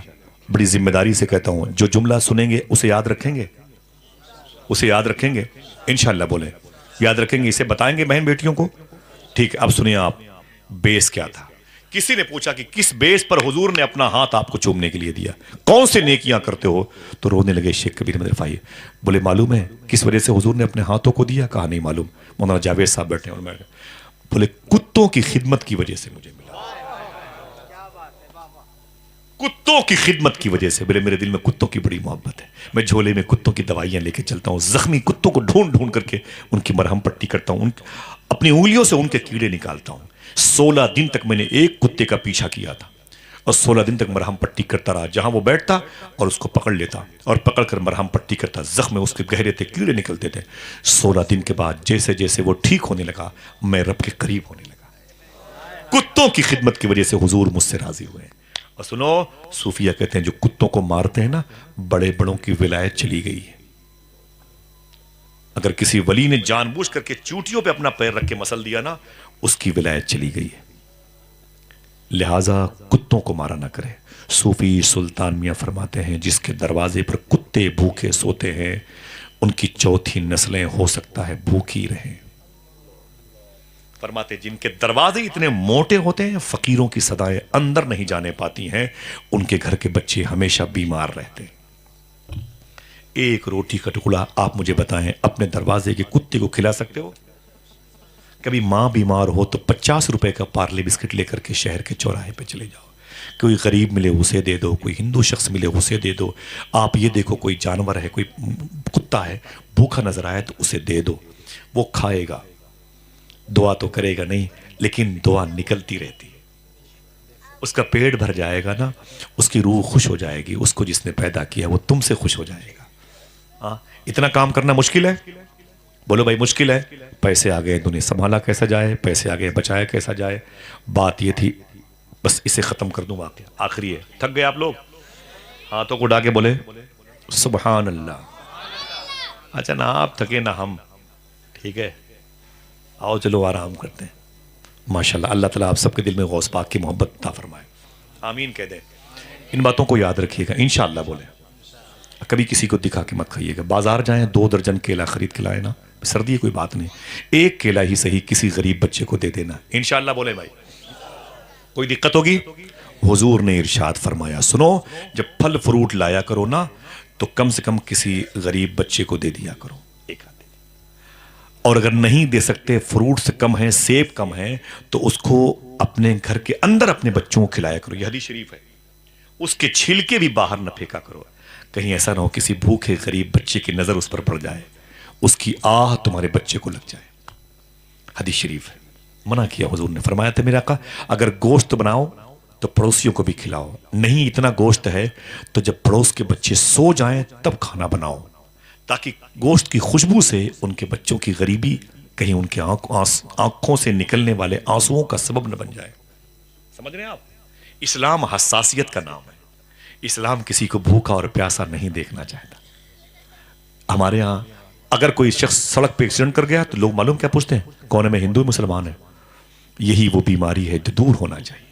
अगर कोई सड़क पे चोट खाया हुआ पड़ा हो, उसे उठाओ, उसे हॉस्पिटल ले जाओ। मुसलमानों के मोहल्ले हो तो चंदे करो मिल करके, उसकी तीमारदारी करो, उसके जख्म को जो ताज़ा है उस पर मरहम पट्टी लगे, वो ठीक होता जाएगा। तुम अपने घर चले आओगे। वो तुम्हें नहीं जानता, लेकिन तुम्हारे नबी को जानता है। उस अस्पताल के डॉक्टर पेशेंट देखेंगे, इस गैर मुस्लिम को, हिंदू शख्स को मुसलमानों ने लाया, इसे उठा के लाए थे और चंदा करके इसका इलाज किया है। आप मुझे बताओ, हुजूर का दीन फैलेगा कि नहीं फैलेगा? अगर आपने कह दिया मैं छोड़ो साले को, वो हिंदू है, तो मुझे सही बताओ, इससे दीन सिमटेगा कि नहीं सिमटेगा? अगर सिमटेगा तो नुकसान किसका होगा? हमारा ही होगा, क्योंकि हमारी ही औलादें आने वाले दौर में इस्लाम के चिराग को जलाएंगी। सिमट जाएगा तो बुझा हुआ चिराग पाएंगे। सबसे बेहतर दीन इस्लाम है। पैसे हो तो उसका सही इस्तेमाल कर सकते हैं, खाएं, कमाएं, घर बनवाएं, अच्छे, कोई दिक्कत नहीं। इस्लाम कहता है अच्छे से अच्छे कपड़े पहनो, महंगे से महंगे, जो भी आपको मिले पहनो, लेकिन कम से कम मेरे भाई, कभी तू और तेरी बहनें जो शादी में 30,000 के लाछे पहनती है ना, मैं गुजारिश करूंगा बहनों से, कभी उस कपड़े को पहन करके जो 30,000 20,000 का है, मुसल्ले पर भी खड़ी हो जाया कर। और आप भी कीमती ब्रांडेड कपड़े पहनकर कभी मस्जिद में चले जाएं, कहा करें मेरे मौला, मैं नंगा पैदा हुआ था, ये तेरा करम है कि तूने मुझे अता फरमाया, तेरा शुक्र है मेरे मौला। ये क्या मतलब है कि गरीब नमाजियों और मौजिन और हुफाज के सामने जूते पहन के बैठ गए, वो जूते दिखाने के लिए, अंगूठी दिखाने के लिए, सोने की ब्रांडेड घड़ियां दिखाने के लिए और टी शर्ट पैंट दिखाने के लिए? ऐ मेरे भाई, ना ना ना, ये सब कपड़े उतार लिए जाएंगे, नहीं उतरेंगे तो कैंची से काट लिए जाएंगे। समझ गए मेरी बात? इस्लाम सबसे बेहतर मजहब है। सबसे बेहतर मजहब, हाथ उठा के बोले, बंटवा दिया जाए शीरीनी? पता नहीं है कि नहीं, ये तो पता कर लो भाई।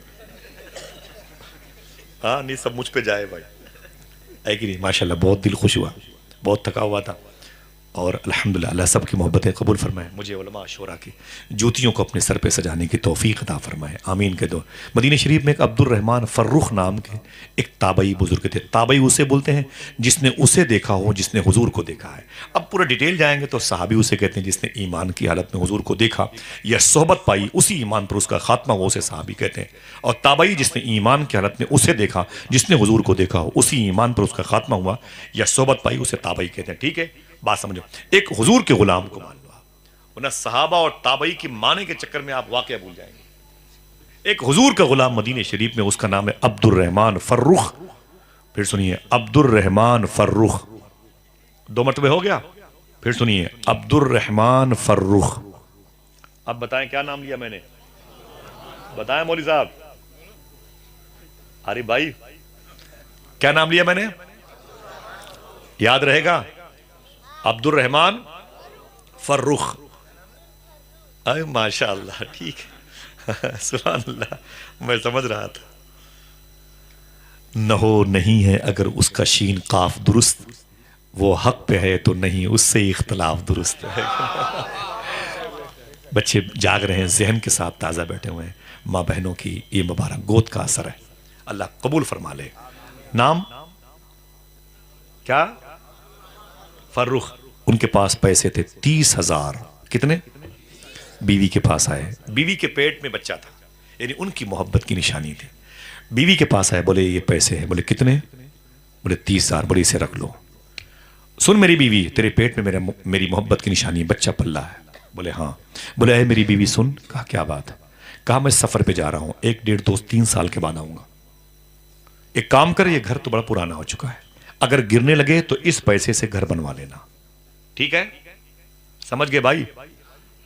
इस पैसे से घर बनवा लेना, और अगर ना गिरे तो पैसे संभाल के रखना। तेरी डिलीवरी होगी बच्चे की ना, बच्चे की डिलीवरी होगी तो अगर जरूरत पड़े हकीमों के यहां तो पैसे खर्च कर लेना, और अगर आसानी से सब हो जाए नॉर्मल तरीके से तो पैसे बचा के रखना। आऊंगा तो पाई पाई का हिसाब लूंगा। आऊंगा तो बोले पाई पाई का हिसाब लूंगा जब आऊंगा। बोले कोई बात नहीं। निकले और मदीने शरीफ से चले गए। 2-3 साल के बाद वापस नहीं आए। 5 साल, 8 साल, 10 साल हो गए, 15 साल हो गए, 20 साल के आसपास का वक्फा हुआ। वो फंस गए बिजनेस में, कारोबार की चक्री में फंस गए वो। 20 साल के बाद वो पलटे वापस आए मदीने शरीफ। नाम क्या था? हाँ चलेगा चलेगा, मुखफ़फ़ है वो, कुछ इस्तेमाल करने के लिए। तुम दोनों डिसाइड कर लो पहले। हाँ, ये बात है, मुझे तौबा करना पड़े। माशाल्लाह, अब्दुल रहमान फर्रुख नाम, ठीक है, सुने माशाल्लाह। अल्लाह बच्चों के माँ बाप पे करम फरमाए। वो कहते हैं 20 साल के बाद आया ना तो घर नहीं गया, पहले हुजूर की बारगाह में गया, सरकार की बारगाह में गया, बहुत रोया। मैंने कहा आका मुझे माफ कर दे, मैं 20 साल के बाद आया हूं, सरकार में कारोबार में फंस गया था और फिर आपको याद करता था लेकिन मिल नहीं पाया, 20 साल के बाद आया, हुजूर मुझे माफ कर दें, अब मैं मदीने में रहूंगा, सरकार आपकी खिदमत करूंगा, रोज़े रसूल पे। जैसे हुजूर की बारगाह से निकले ना, बाबे आयशा से, बाबे फातिमा से जैसे निकले, सामने बाबू निसा, बाबे जिब्रील, 2 दरवाजे हैं, निकल के बाएं मुड़े ना तो असहाबे सुफ़ा का चबूतरा है जिसे नूरुद्दीन जंगी ने बनवाया था, उधर जैसे बाएं तरफ मुड़े हुजूर की मस्जिद थी, अंदर गए, आगे तो रुक गए, हुजूर की मस्जिद हुजूर के आशिकों से खचाखच भरी हुई थी, भीड़ बहुत थी हुजूर की मस्जिद में। जब गौर से देखा, एक 20 साल के आसपास का कड़ियल जवान बच्चा, शहजादा, नताड़ी मुश्क के बाल आए, इमामा शरीफ सर पे सजाए, हुजूर के मिंबर पे खड़े होके, हुजूर की मस्जिद में, हुजूर के रोजे के करीब, हुजूर के आशिकों के सामने हुजूर की बातें कर रहा है। मोहब्बत से बोलो सुभान अल्लाह। वो कहता है मैं देखता रहा और उसकी आवाज सुन के लोग हुजूर के नाम के नारे लगाते थे, या मोहम्मदा के नारे लगते थे। उसकी तकरीर सुनकर के लोग अश्कबार होते थे, चीख बुलंद होती थी, अजीब हू का आलम था, सन्नाटे का, हुजूर के इश्क की फिजा कायम थी। लोग नारे लगा लगा के बोलते थे, अजीब बात है यार, जब इसकी जबान से हुजूर की बातें इतनी अच्छी लगती हैं तो सिद्दीको उमर की जबान से हुजूर की बातें कितनी अच्छी लगती रही। लोग खुश थे, मस्त मगन थे हुजूर की मजलिस में, हुजूर की बातें सुन सुन करके। वो कहता है मैं देख ही रहा था, दंग था, अचानक उसने तकरीर खत्म कर दी। जब तकरीर खत्म कर दी तो लोग टूट पड़े उस पर, कोई हाथों को चूमता, कोई पैरों को चूमता, कोई दाढ़ी को के इस हिस्से को जकन को बोलते हैं, इसको लहिया के ऊपर के हिस्सा, कोई लबो रुखसार को चूमना चाहता, कोई इमामे की पेश को चूमता, कोई जुब्बे को चूमता। मैंने कहा कि इस मुहद्दिस मदीना से, यानी इस आलिम दीन से, इस मुहद्दिस मदीना से मैं बाद में मिलूंगा, पहले ये तो पता करो मेरा घर है कि नहीं। कितने साल बाद आया था? 20 साल के बाद। अब भूली बिसरी यादें थी, घर की तरफ, गली की तरफ मुड़ा ना तो आगे बढ़ते बढ़ते बढ़ते एक दरवाजे को देखा, समझ गया ये दरवाजा मेरे घर का है। उसने दरवाजे पे दस्तक दी, जैसे दस्तक दी अंदर से औरत निकल के आई, बालों में सफेदी थी। उसने सलाम किया, आपने जवाब दिया। उस औरत ने पूछा आप कौन? आपने कहा मेरा नाम अब्दुल रहमान फर्रुख है। फिर आपने पूछा आप कौन? तो उसने कहा मैं आपकी बीवी हूं। बीवी ने देखा कि मेरा शौहर मेरे सामने जिंदा सही सालिम है, उसने फौरन शुक्र के सजदे अदा किए। अय मेरे मौला तेरा शुक्र है कि मेरा सुहाग सलामत है, तेरा शुक्र है कि मेरा सरताज सलामत है, मेरे सर का ताज सलामत है। अय मेरे मौला मेरी इस्मतों का मुहाफिज जिंदा है, मेरे घर की रौनक, मेरी जन्नत मौजूद है, जिंदा है। ऐ मेरे मौला तेरा शुक्र है। बहुत खुश हुई औरत। प्रोफेसर वसीम बरेलवी ने शेर कहा था, हदीस शरीफ से मिलता हुआ शेर है। वो कहता है कि उसूलों पर जो आंच आए तो टकराना जरूरी है, जो जिंदा हो तो फिर जिंदा नजर आना जरूरी है। थके हारे परिंदे जब बसेरे के लिए लौटें तो सलीका मंद शाखों का लचक जाना जरूरी है। ये मेरी माँ बहनों की तरफ इशारा है। शायरी इशारे और कनाए का नाम है, ओपन हो गई तो शायरी नहीं है, ठीक है। वो कहते हैं कि मेरा शौहर जिंदा था, मैं बहुत खुश थी, बहुत खुश थी, अल्लाह के शुक्र के सजदे अदा किए। मैं घर के अंदर गई, मैंने कहा आइए तशरीफ लाइए। अंदर आ गए, मैंने फौरन जाके पानी दिया, उन्होंने फौरन अपने हाथों को धुला। मैंने कहा बैठ जाएं, रोटियां निकाली मैंने उनके लिए, खाना। जैसे मेरे शौहर अब्दुल रहमान फर्रुख खाना खा रहे थे, मुझसे देखे, बोल के भाई ये बता मेरी बीवी, घर तो वही पुराना है, नया तो बना नहीं है, कुछ मेंटेनेंस में नहीं। बोले वो कितने थे? मैं समझ रहा था पैसे आपको याद रहेंगे। कितने? 30,000। ये बता वो पैसे कहाँ हैं? बीवी ने कहा कि सुकून से पहले खाना तो खा ले। बोले ठीक है। फिर बोले अच्छा ये बता तेरे पेट में मेरी मोहब्बत की निशानी थी। ऐ मेरी बीवी अब ये बता कि वो निशानी कहाँ है? बीवी ने कहा सुकून से पहले खाना खा ले, बात करती हूँ। बोले मैंने कहा था पाई पाई का हिसाब। बोले पहले खाना खा ले। फिर अचानक इनको खाते खाते याद आ गया वो चेहरा जो हुजूर के मिंबर पे तकरीर कर रहा था। बोले मेरी बीवी सुन। कहा क्या बात है? कहा मैंने मदीने में एंट्री की तो हुजूर की बारगाह में हाजिरी दी। फिर मैंने देखा कि हुजूर की मस्जिद में एक नौजवान 20 साल का कड़ियल खूबसूरत इमामा शरीफ सजाए सर पे हुजूर की बातें करता था। उसकी बातों पे लोग टूटे पड़ते थे। अजीब व गरीब वो एक जो है मकनातीसियत और जाज़बियत की गुफ्तगू कर रहा था। सबके दिल उसकी मुट्ठी में थे। ऐसा अजीम शान लहजा, ऐसा अजीम आशिक रसूल हुजूर की मिंबर पे तकरीर करता था। क्या बताऊं, मेरी बीवी बड़ी बाशान वाला था। बीवी ने कहा सुकून से खाना खाएं। खाना खा ही रहे थे, बाहर नारे की आवाज आई। जब नारे की आवाज सुनी तो ये खाना छोड़ करके शेख अब्दुल रहमान फर्रुख दरवाजे पे गए। जब दरवाजा खोला तो सामने क्या देखा, वही मुहद्दिस मदीना मेरे गली से गुजर रहे हैं और नारा लगाने वाले आशिकों की, मुतवस्सिलीन की, मुतकर्रबीन की भीड़ है और बात आगे बढ़ रही है। जैसे वो मेरे दरवाजे के करीब से गुजरना चाहते थे, मैंने देखा कि वो ठहर गए। तब तक मैंने अपनी बीवी को बुला लिया था। मेरी बीवी जल्दी जल्दी जल्दी आगे बोले, क्या बात है? मैंने कहा पहले इसको देखो, ये वही शख्स है जो हुजूर के मिंबर पे तकरीर करता था। मैंने कहा मेरी बीवी कितनी खुशकिस्मत होगी वो माँ जिसने इसे पैदा किया होगा, कितना खुशकिस्मत होगा वो बाप जिसने इसको पैदा करने का जो सबब बना, कितना मुबारक वो कबीला और ख़ानदान होगा जिस कबीले में नूर आया है। बीवी रोने लगी। मैंने कहा रोती क्यों है? कहा कुछ नहीं, मुबारक हो। इतने में वो जो बुजुर्ग थे मुहद्दिस मदीना, वो करीब से गुजरे, ठहर गए। जब ठहर गए ना, मालूम है क्या हुआ? तो नारा लगाने वाले वापस चले गए। जब वापस चले गए तो अब्दुल रहमान फरूक कहते, मैंने उसे सलाम किया, जवाब दिया। मैं उसके हाथों को चूमना चाहता था, उसने मना कर दिया। मैं खामोश हो गया। आगे बढ़ा, मेरी बीवी को उसने सलाम किया, मेरी बीवी ने जवाब दिया। उसने मेरी बीवी का हाथ को उठाया और चूम लिया।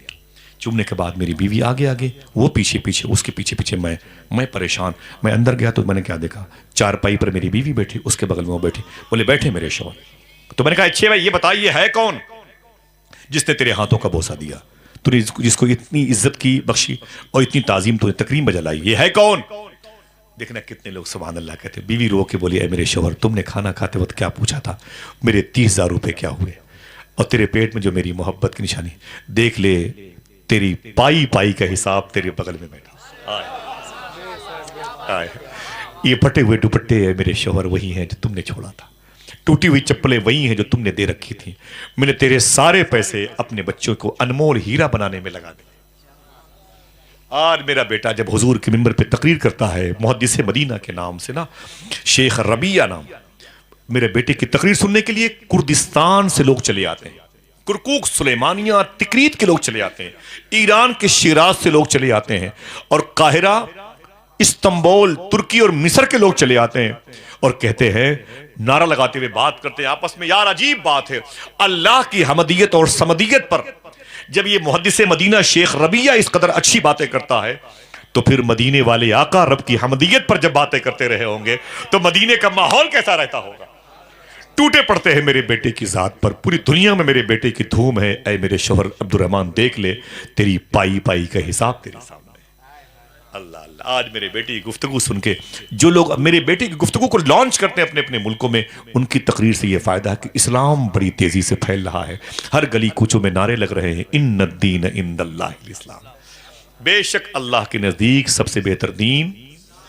हाथों को उठा के बोलो, अब इस्लाम हमारे दिलों में है, हमारी आंखों में है, हमारी फिक्रों में है। कैसे समझ में आए कि इस्लाम हम लॉन्च करते हैं, हम कुछ करना चाहते हैं, हम थोड़ी सी मेहनत करना चाहते हैं। मुझे बताया मेरे भाई ने, कौसर भाई मुझे लेके आए थे, बोले आसिफ भाई, मौलाना जावेद भाई बहुत काम करते हैं, वरना इस बस्ती पर तो बदअकीदों की नज़र थी, उनकी मुखलिसाना कोशिश ने बहुत रंग लाया है। खुदा की कसम एक शख्स इनकलाब बर्पा कर सकता है, मुझे एहसास हुआ। और मैं बैठे बैठे सोच रहा था, एक मेरे आफ्ताब साहब थे सीतामढ़ी के, उन्होंने मुझे बुलाया था खुलदाबाद महाराष्ट्र में जलसे में। जब मैं उनके पास गया तो वो चल नहीं पा रहे थे। मैं समझा ये शायद लंगड़ाते हैं, इनका पैर ख़राब है।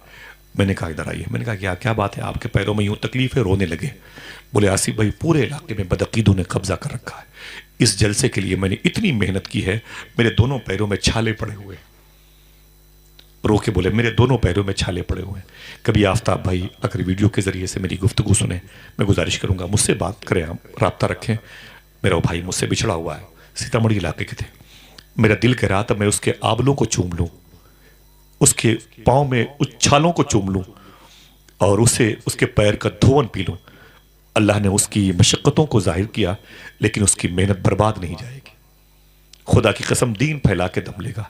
एक भोजीपुरा मुरादाबाद से निकला शख्स और जाके उसने अशरफिया की ऐसी दाग बेल डाली, दुनिया जामिया अशरफिया की दीवारों को भी सलाम करती है, हुजूर हाफिज मिल्लत के दरबार में झुक करके सलामी देती है। एक मुजाहिद मिल्लत ने पूरे उड़ीसा में आला हजरत के मसलक को मशरब को फैला के दम लिया। एक रईसुल कलम पैदा हुए बलिया की ज़मीन पर और पूरे झारखंड को रोशन और मुनव्वर कर दिया है। जो अब्र इखलास के साथ उभरता है उसके अंदर ताबिंदगी होती है, उसकी उम्रें बड़ी जवान होती हैं। ऐ साहिबो, एक काम ये करना कि झूठ कभी ना बोलना अगर तुम दीन फैलाना चाहते हो तो, और हमेशा हलाल खाते रहना। इंशाअल्लाह बोलो, हाथों को उड़ाओ, बोले हाथों को उड़ाओ, इंशाअल्लाह बोलो। आप कुछ भी ना करो, मेरी सारी गुफ्तगू को बाहर कर दो, लेकिन अगर सच बोलते रहे और हलाल खाते रहे तो इंशाअल्लाह आपकी वजह से दीन भी फैलता रहेगा और आप दीन की वजह से मैदान महशर में मुस्कुराते हुए नजर आएंगे। इंशाअल्लाह बोले हाँ। इन्न दीन इंदल्लाहिल इस्लाम, बेशक अल्लाह के नजदीक सबसे बेहतर दीन, हाथों को उठा के बोले सबसे बेहतर दीन। बाजारों में जाएं तो दीन फैलाएं। इंशाअल्लाह वक्त होता तो बताते कि गौस पाक ने कैसे दीन फैलाया। कभी इंशाअल्लाह आऊंगा तो गौस पाक की बातें करूंगा। लग रहा है जब मैं आऊंगा तो तब आप नहीं आएंगे। बोलो भाई कहां जाओगे? जहां रहोगे वहीं आऊंगा इंशाअल्लाह। कह दो सबसे बेहतर दीन। जिस भाई ने लगाया था नारा वो फिर से लगाएं खड़े होकर के। पूरा मजमा अपने दोनों हाथों को उठा के जवाब दे, या रसूल अल्लाह जिंदाबाद, माशाअल्लाह, रदी अल्लाह, माशाअल्लाह, सुभान अल्लाह। फ़ज़ाइल अहले बैत, ये चंदौली की ज़मीन है, मुग़ल सराय के करीब में, उत्तर प्रदेश और बिहार का ये मुबारक बॉर्डर है। और पूरे मुल्क में इश्क की, अमल की, इल्म की कोई सरहदें नहीं होती। अल्हम्दुलिल्लाह रब्बिल आलमीन। अल्लाह तमामी उलमाए किराम को शादो आबाद रखे और मेरे भाइयों को जिन लोगों ने ये जश्न मनाया, माँ बहनों को भी शादो आबाद रखे। दस्तार का वक्त करीब हुआ चाहता है। परसों भी कुछ महफिल में दस्तार पाने वाले बच्चों को देखा और उसके एक दिन दो दिन पहले मैंने अमर डोबा में देखा 3-4 बच्चे ऐसे हाफिज कुरान बने थे जो एक बैठक में पूरा कुरान सुना रहे थे। सामईन हजरात, ये प्रोग्राम आप सुन्नी जंक्शन की जानिब से समाअत कर रहे हैं। ये सीना कैसा है कि जिसके अंदर पूरा कुरान मुस्कुरा रहा है, पूरा कुरान मुस्कुरा रहा है। बहुत खुशकिस्मत हैं वो माएँ, वो बहनें, वो भाई, वो बाप, वो घर के लोग जिनके बच्चे कुरान याद करने में कामयाब हो गए। ये मदरसे में चटाई और पिटाई के दौर से गुजरना, 1 घंटे भी आप मदरसे में रह नहीं सकते। कभी लाइट है तो पंखा नहीं है, पंखा है तो लाइट नहीं है। आप खाना कभी देखें मुश्किलों के साथ भीख मांग मांग करके 10-10, 20-20 रुपए ये खाने पीने का इंतज़ाम करते हैं। ऐसी मुश्किलात की घड़ियों में ये बच्चे कुरान कैसे पढ़ते हैं? आपके बच्चे एसी में रह करके भी हाई स्कूल में फेल हो जाते हैं। ये बच्चे सूखी रोटियां खा के हाफिज कुरान बन जाते हैं। अल्लाह बड़ी बहुत मुबारकबाद। माओ के दूध का हक अदा कर दिया। मौलाना जावेद साहब को मैं बहुत बहुत मुबारकबाद, इंतज़ामिया को और उनकी जमात के उनके तमाम तर मुखलिस उलमाए कराम को मुबारकबाद पेश करता हूँ। शायद दस्तार वो करने वाले हैं। इसके बाद मैं गुजारिश करूँगा, इजाज़त दीजिए अभी या इसके बाद, इसके पहले मेरी ज़बान से कोई शरीयत के ख़िलाफ़ बात निकली तो मैं तौबा करता हूँ। अस्तग़फ़िरुल्लाह कुल्ल ज़ुनूबी या सत्तार या गफ़्फ़ार बिहक़्क़ हज़रत मुहम्मद मुस्तफ़ा सल्लल्लाहु अलैहि वसल्लम। इजाज़त दीजिए, फिर किसी मौके पर मुलाकात होगी इंशाअल्लाह। अस्सलामु अलैकुम व रहमतुल्लाहि व बरकातुहू। दस्तार पाने वाले खुशकिस्मत बच्चों की नामों का ऐलान करीब हुआ चाहता है। आप उनकी आवाज़ को भी, उनके नामों को सुने, उनके मुबारक चेहरों को देखें, उनकी माओं को, उनके वालिद को, उनके बच्चों को, बहनों को, सबको मुबारकबादियाँ पेश करें।